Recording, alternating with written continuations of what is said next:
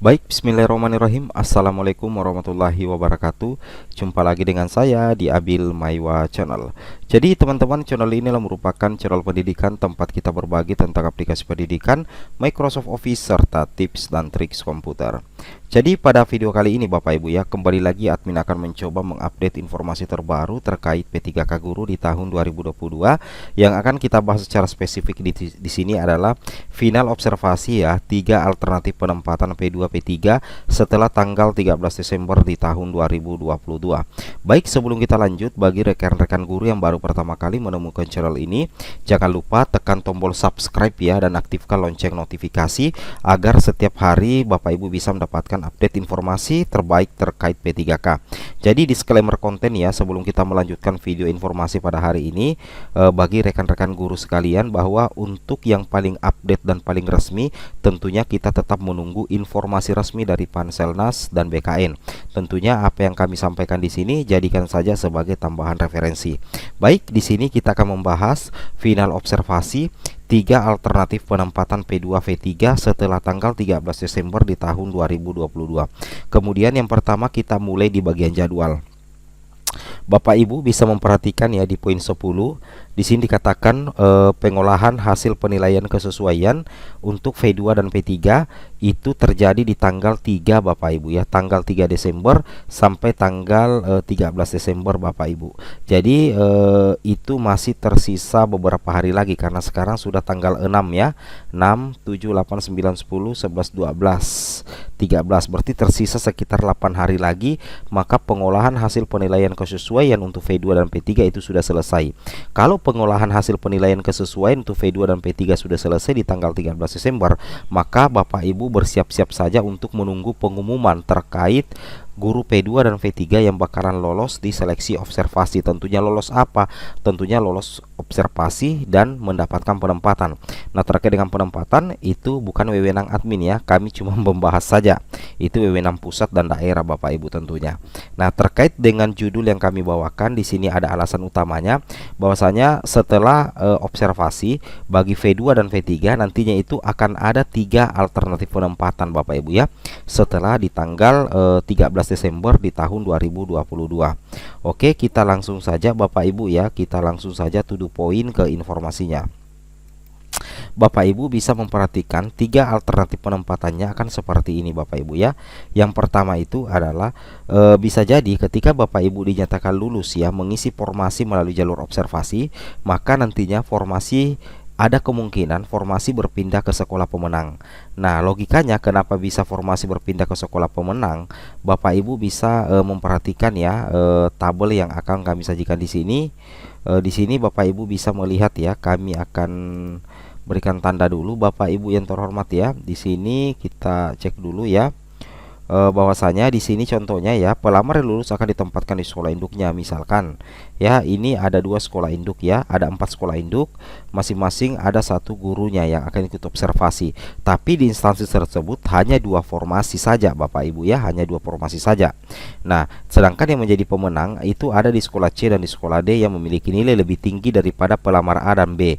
Maka nantinya formasi yang ada di sekolah A dan formasi yang ada di sekolah B itu akan berpindah ke sekolah C dan sekolah D. Ini sebenarnya sudah pernah dibahas oleh Bapak Andika dari pihak Kemendikbudristek. Makanya kami berani membahas ya, bahwasanya alternatif penempatan bagi V2 dan P3 itu bisa jadi formasi berpindah ke sekolah pemenang. Nah, seperti itu ya.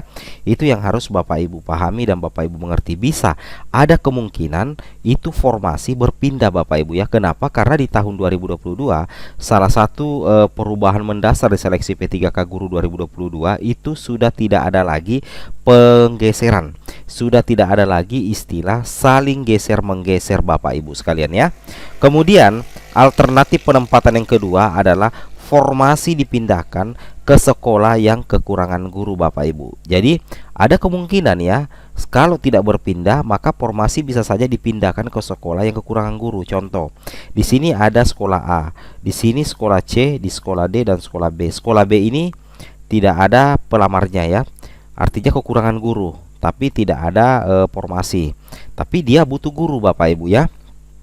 Sedangkan di sekolah A ada guru induk 1, ada formasi 1. Di sekolah C ada 2 guru induk, tidak ada kebutuhan karena sudah sudah kelebihan guru. Begitu juga di sekolah D.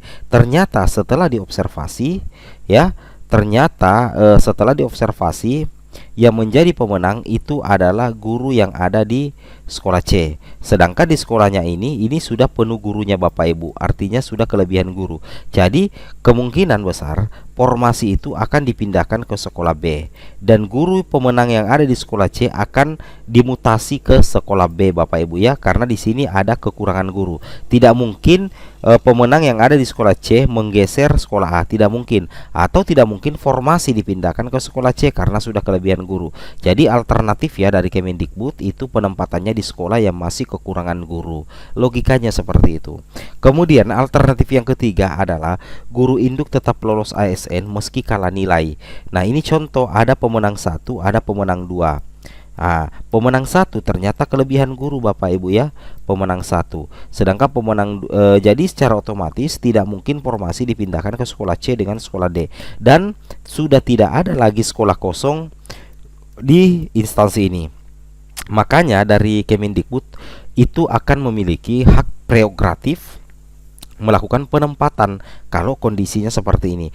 Kemendikbudristek itu akan melakukan yang namanya verbal untuk penempatan tempat tugas. Logikanya seperti itu. Jadi berlakulah yang dikatakan pemenang kedua. Nah, pemenang kedua itu akan lolos menjadi ASN dan mengisi formasi di sekolah induknya.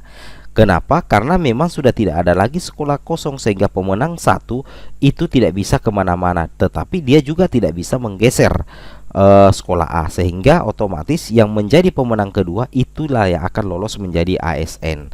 Logikanya seperti ini. Ini pasti Bapak Ibu ya, karena ini sudah pernah dibahas oleh Bapak Andika ya, Bapak Andika Garendra yang dari Kemendikbud itu Bapak Ibu ya. Itu yang harus Bapak Ibu pahami dan Bapak Ibu cermati ya.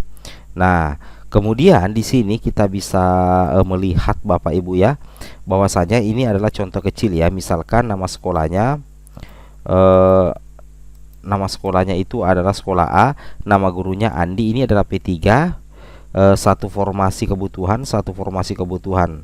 Sekolah B juga Ibu Rina, satu formasi, satu kebutuhan. Sekolah C tidak ada formasi dan kelebihan guru. Sekolah D tidak ada formasi dan kelebihan guru. Di instansi sudah tidak ada sekolah kekurangan guru. Ternyata nilai yang ada didapatkan oleh Ariel P3 itu 100, anggaplah 100. Sedangkan Abel 100. Sedangkan Andi hanya mendapatkan nilai 90.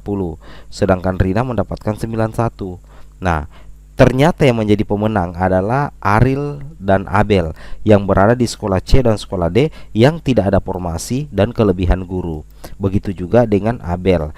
Jadi di sini akan berlaku yang namanya pemenang kedua, karena di instansi sudah tidak ada sekolah kekurangan guru, sehingga Ariel dan Abel tidak bisa kemana-mana ya, tidak bisa mengisi formasi sekalipun dia menjadi istilahnya pemenang. Nantinya itu akan diberlakukan pemenang kedua. Maka Andi yang di sekolah induk itu satu formasi, satu kebutuhan akan mengunci formasi di sekolahnya. Begitu juga dengan Rina lolos menjadi ASN. Nah, seperti itu Bapak Ibu ya, itu yang harus Bapak Ibu pahami. Terkait dengan hal itu, di sini ada informasi dari persolorakyatpikiran.com. Di sini dikatakan P2 dan P3K Guru 2022 wajib tahu ini. Ini bobot dan aspek penilaian kesesuaian kompetensi dan kinerja.